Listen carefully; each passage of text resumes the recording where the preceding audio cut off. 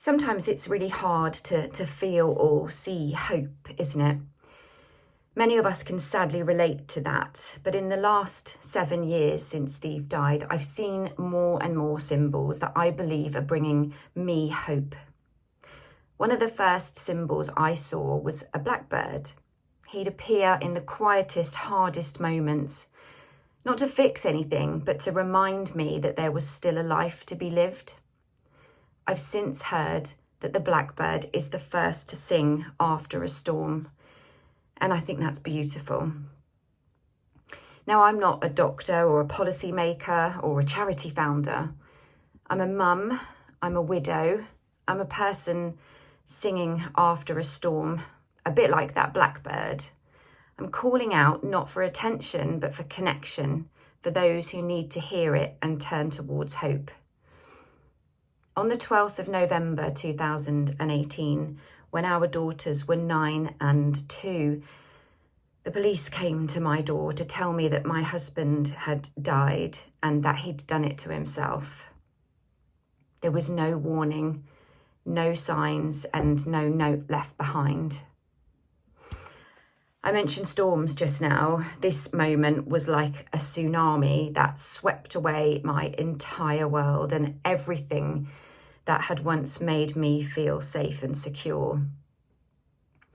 Inspired by something I heard from the brilliant charity Winston's Wish, I describe this unique kind of loss as a bit like grief with a microphone.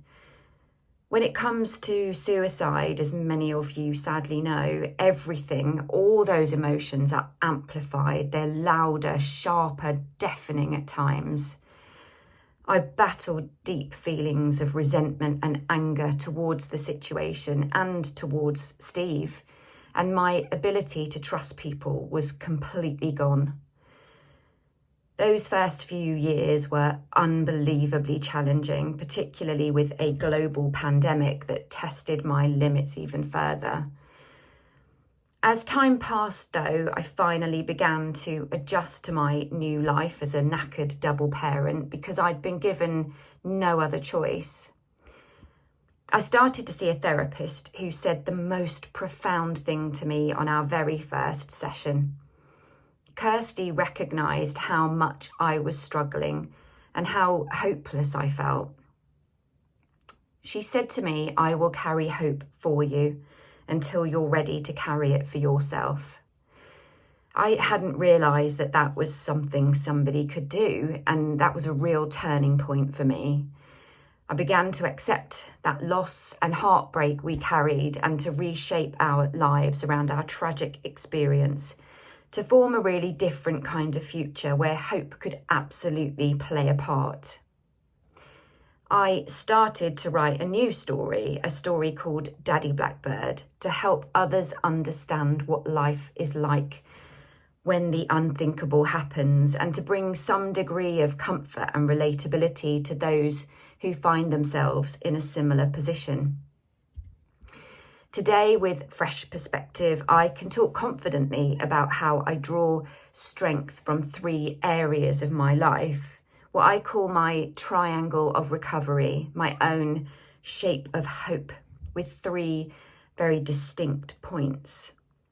First, there's the power of me, which is all about how I dug deep to rediscover the strength that I knew I had in myself and to build what was already there, but also to develop the new skills and experiences I needed by focusing on things like writing, reading, learning, cutting out booze, eating healthily, having more therapy, working out and walking every single day.